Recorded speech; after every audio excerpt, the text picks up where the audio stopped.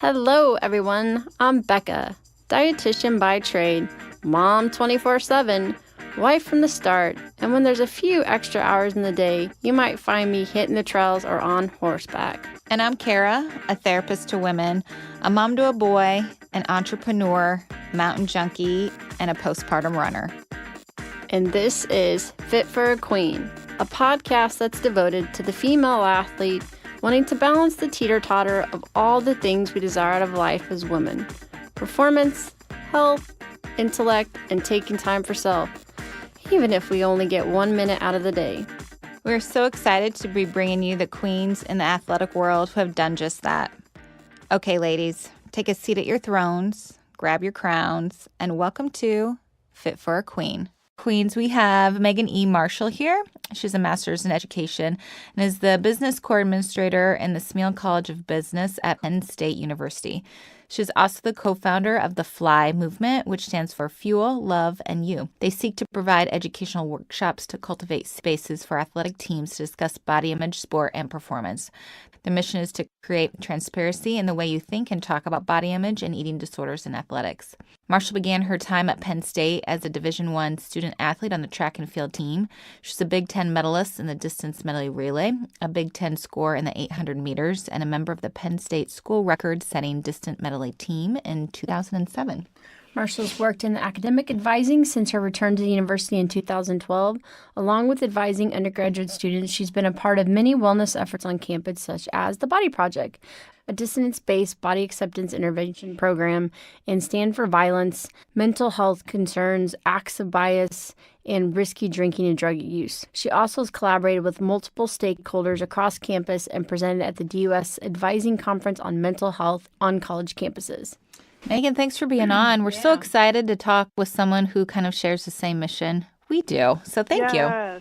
I love connecting with like-minded people and passions, and I'm really excited to be here. Yeah. Well, I'd love for you to talk a little bit more about your journey as a student athlete. One of the things we talk about here is, which I don't think is talked about as much, as this transition to sport, possibly transition to higher level or transition out of sport. So how was the transition from high school to college for you? Yeah, so I actually talk a lot about this in a lot of my presentations because that's when things really changed for me. And so in a lot of my presentations, I focus on that. I did start out like I think a lot of athletes do as a multi-sport athlete, and running didn't come until 9th grade. So I see a lot of younger runners now. And so this was something that I picked up later. And I was, I guess, a soccer player and softball player first.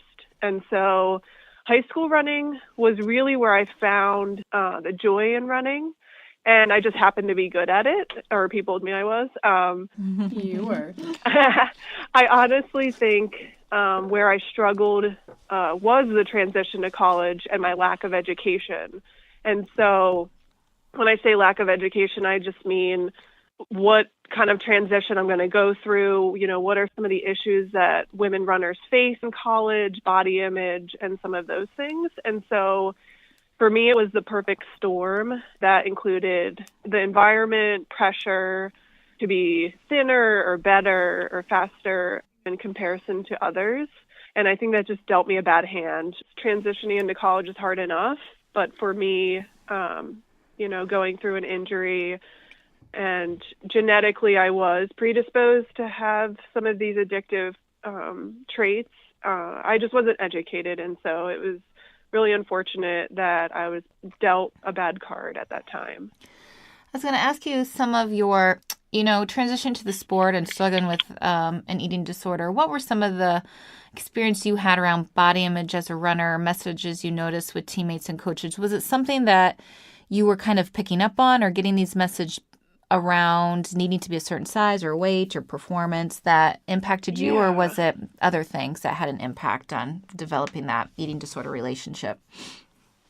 I think there always was the pressure to be thin on the team, or fit, as coaches would put it. And I think there was a lot of praise around losing weight. I remember coming back from the summer and having lost a lot of weight, being told that's what a real athlete looks like. Oh, And so that fed Wow. into, Becca obviously. did not sorry. like that. My blood pressure just went that up. fed into, obviously, the praise and wanting to fit in and wanting to, seek approval for me. And so I think also, I noticed athletes being scared of eating certain foods at the time. Like there were good and bad foods, and a lot of teammates were on diets. I think the list goes on, but comparison just really crept in to my mind at that time. And so, comparing to other teammates that were probably on a diet or, thinner than me, and thinking to myself, oh, I must have to be like that in order to be fast. And so all of those things played a part into my body image. Yeah. How tough. So Karen and I both, we work a lot with athletes that have eating disorders. But one thing that seems to get looked over is we get a lot of media press about during the time, like when they're struggling and when they're addressing, but we don't hear a whole lot about the journey of recovery. Would you be willing to share that with us? Yeah. I would say my journey has never ended. And I don't think recovery, you get to a point and you're done. And so I like to put it like my story never ended. And so mental health affects all of us in some way. And the beauty of my story personally is that I got to a point in my recovery when I was able to share and own it. And I talk a lot about owning your story, because without that, I feel like you can't move forward in a way. And so that's powerful for me. And recovery isn't perfect. So even though we do strive for perfection a lot of the time, I gave myself a lot of grace and surrounded myself with a strong team. And this is where my recovery came into place. So telling people, my family, my husband, and working with a counselor was really important to me. And one thing to note is that everyone's story in recovery is so different. So I actually didn't go to a treatment center. So that could be different for somebody else that, has gone and seen success. But it worked for me to just seek a counselor and a psychiatrist and to work with them through my journey, because I did wait about 10 years before I started talking about it. And so it was remembering my why and my journey. And just with recovery and running, I always have to remember that why, because if something stresses me out, if running stresses me out, I'm not going to do it anymore because it's not worth it to me. And so if I start comparing myself or catching myself comparing myself to other runners, then it's not worth it. And I actually, post-collegiately, it took me a while to find that joy in running again. And so my recovery with running and that piece of it, I found a coach that was really supportive of me. And I kind of have loose goals. I do like setting goals, but I feel like if they're rigid, then it's really hard for me to have joy in that. And so I keep it fun and I keep it like a free schedule. So if I don't get like my workout done, it's totally okay. And it really helps me like with my balance on my mental health, especially as a new mom. I need that time for myself, and it allows me to be a better mom in the end. So that's just a part of my recovery. It took me a while to get there, but I also think recovery it's never ending. So I think that's one important thing to note. I love that you said that, because we had somebody on that was doing a lot of mental health advocacy, and she is recovered from an eating disorder. And she commented about how when we labeled ourselves as recovered, that then we struggle when we've hit a bump in the road to go back to help. But if you always kind of keep your foot in the door, then you're always striving towards that recovery. I like that a lot. Yeah. Thank you for saying that for others that are struggling. I'm kind of curious, how did you step back into the relationship with running? What things did you do to help heal that relationship, and what things, maybe, or barriers, did you have to put up? Yeah. It took a long time. I do remember for maybe the first 5 years post-collegiately, it was like that pressure and just forcing that relationship is kind of how I put it, putting too much pressure on myself during that time. And so I think I had to get injured again, unfortunately, to really like bear myself down and realize that this wasn't going to work. And through recovery, I had to take a step back and really find other things instead of running that I found to be, more fun and freeing at the time. So my husband's really into backpacking. And we're really outdoorsy. So I got into biking a lot when I was injured. And it really just had to be fun for me to be able to do again. And so I think it was also finding a coach or, a running club where there were no pressures. And so it just took some time for me with that. And I think just being mindful of my intention and knowing my why with why I'm doing it. And really it's just for me, it's for the joy of it now. But I kept having to ask myself that during the process. Well, thank you for sharing your story. I love hearing more stories of recovery, especially around exercise and being a collegiate athlete. It's so important for our listeners to hear that. So I'm sure that had an impact in you starting the F.L.Y Movement. So can we hear a little bit more about what that is and why you decided to establish this type of organization? Yeah. So as I mentioned earlier, I got to a point, I guess, in my recovery where I was able to start sharing. And I think when I talk to people in their recoveries, when you get to that point, it's just amazing how much you can grow and recover from there. Because I know that like in secrecy, an eating disorder can thrive. And I was in that place for so long that it felt so freeing to get to a place where I was able to share. And it's not to say that it's easy. So I want to say that as well is, when I do workshops, when I tell my story, it's not like it's so easy to say these things because, that's part of a place in your life where maybe, you are still wounded, but it is freeing to have those words said out loud. And so the F.L.Y Movement, which stands for fuel your mind, body and soul, love yourself and others as is, and you are enough and can make a difference, was founded by me and actually Jody Whipple, who is a local registered dietitian. And we found each other right around the same time because I started conversations with individuals at the university that had a passion for change and sparking some of these conversations that I never got to have when I was an athlete. And so we wanted to create transparency because I think these things aren't talked about enough. I know they are more and more now, but when I was an athlete, they weren't. And so doing these workshops with teams and camps is just a small part of the change that I wanted to see happen.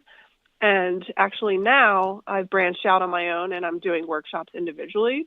And Jody kind of looks over my presentations, and we're still really good friends, but I've been doing them on my own a lot. And so, and I know a lot of, I took some time off because I had my son in September, but some of my planned workshops in the future are with Active Minds, which is a mental health campus club or chapter. And so that's at Stockton University, which is in New Jersey. And that's coming up in March. And then I'm also talking with a local ballet company where I know one of the owners about doing a workshop with them. So there are things in the works, and it's kind of nice because I get to pick and choose how often and when and kind of around my schedule. So I'm really excited for that. Yeah, that sounds fantastic. Awesome.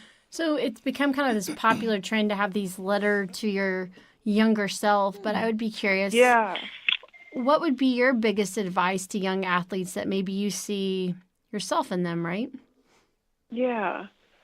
Oh, that's something actually in the Body Project you do as well. Like you write a letter to, I think, yourself or just a younger girl at the time, and what would you say to them? And I just always go back to that it's okay to not be okay.